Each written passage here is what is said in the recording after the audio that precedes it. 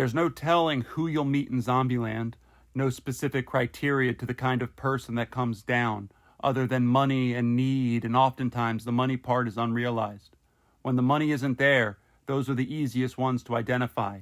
The abscessed members of Zombieland's sulking congregation, the bums and junkies who can't afford a home to hide in, who are exiled and exposed, gathering in the few places where the police and dealers don't harass them as aggressively.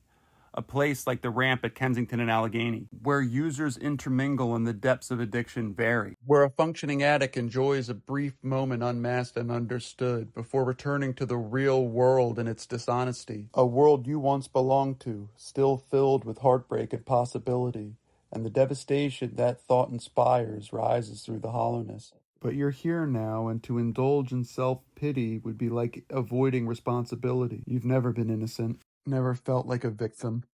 When a voice calls out kids and the crowd pauses with their needles and pipes and blood, standing there as a little girl is led past, her eyes scanning our faces, trying to make sense of things, and it's solemn and quiet as if a hearse was going by. And we are wrong. And I got to know some bright and loving people at that ramp, like Tim, who would uplift everyone around him and hug me tight and promise me I'd make it out of here someday. And Amanda, who was a figurehead at the ramp, a grumbling aunt to everyone on the avenue.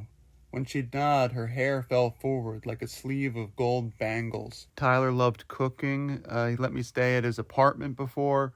Damien was a kind and gentle soul. So was Art. That's another person.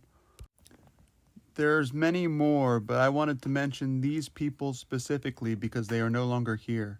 It was a privilege to know each of them as imperfect people who, even in their bleakest moments, brought joy to that shadowy corner of America.